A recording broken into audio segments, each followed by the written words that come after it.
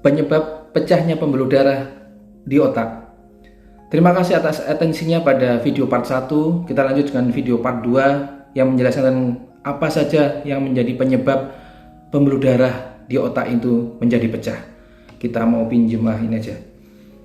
Ini ibarat saluran pipa ledeng. Nah, pipa ledeng ini ibarat saluran pembuluh darah di otak, maka bisa pecah karena 3 hal. Yang pertama, isinya. Karena isinya, kemudian yang kedua karena faktor pembuluh darahnya, kemudian yang ketiga faktor benturan atau trauma dari luar pembuluh darah. Jadi 3 hal inilah yang bisa menjadikan pembuluh darah di otak juga pecah. Yang pertama adalah kelainan dari pressure, yaitu hipertensi atau tekanan darah tinggi. Kita tahu bahwa tekanan darah tinggi akan bisa menyebabkan terjadinya rapuh dan tidak elastisnya pembuluh darah di otak dan di tempat lain. Maka bom waktu kita simpan di dalam otak dan ini berbahaya. Ini berbahaya seperti mana gambar yang di samping bisa menjadi pecah.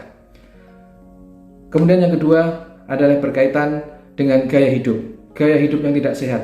Kita tahu bahwa di alam sekarang ini begitu mudahnya kita menjadikan gaya hidup yang tidak sehat, maka harus hati-hati terhadap apa saja kebiasaan merokok, kemudian minum alkohol, kemudian yang ketiga adalah obat-obat yang terlarang seperti narkoba.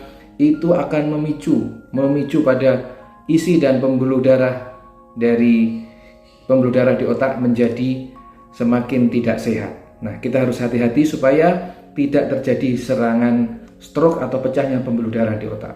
Kemudian yang nomor 3. Yang nomor 3 ini berkaitan dengan faktor yang dari luar, yaitu trauma atau benturan.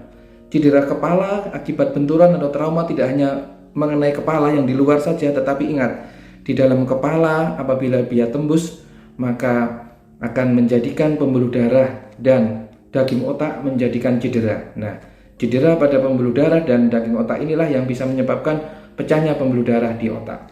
Kemudian yang keempat. Yang keempat ini berkaitan dengan kelainan bawaan yang disebut dengan aneurisma. Aneurisma ini secara gampang saya sebutkan bahwa itu terjadinya pembuluh darah kita itu melendung. Melendung itu apa ya? Pembuluh darah kita seperti balon. Semakin besar semakin menipis dan ini menjadi bom waktu juga ya. Ini yang contoh yang di atas itu adalah contoh dari aneurisma.